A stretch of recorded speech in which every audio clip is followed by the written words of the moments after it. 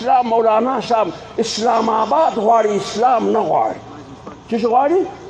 اسلام آباد ستا د پلار دی؟ دا ستا جاګیر دی؟ دا د چا دی دا اسلام آباد؟ دا څونه د پینټ پتلون دي دغونه د لنګوټیو د ژیړ دي. دا ته د اسلام آباد په پارلیمنټ کې حق لرې، لنګوټه او ژیره نه لرې حق. ته د اسلام آباد په بنګلو کې اوسېږې، لنګوټه او ژیره حق هلته نه لرې.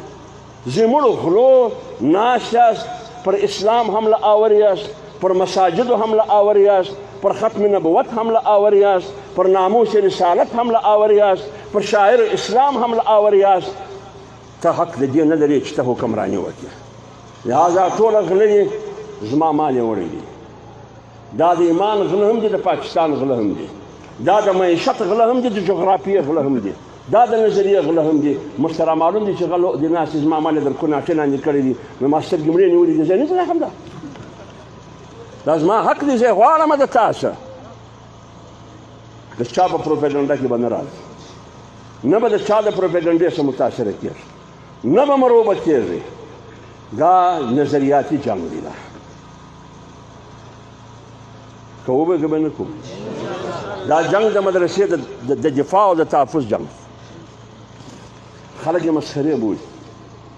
او زه چې څه رقم، زه ډېر کوچنی سړی یم، د پارټي ډېر ادنا ورکلیم کارکون یم، چې در کومه ځایه زه په پوهېږم نور لوی خلک مشهور وم.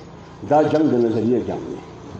دا جنګ به ته ګټې، دا جنګ چې ته نه وګټې، ته ولاړې ختم شوې. ستا مدرسې ولاړې، ستا مساجد ولاړې، ستا ازادي ولاړه. بیا دی په وازه خوله ته بیا نصیحت نشي کولی، نه په دی وازه خوله بیا ته تقریر کولی شي.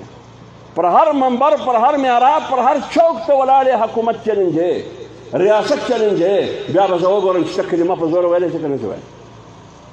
د دونه قرباني بعد دا ګټه موږ کړې ده، دا د هغې په مفته کې ولې لکوو؟ نه یې لکوو. خپل حق به غواړو. الله تعالی دې موږ ته توفیق او همت راکړي. که چیرې داسې سپکه خبره شوي، پر هغه معافي غواړم. وما علینا الا البلاغ.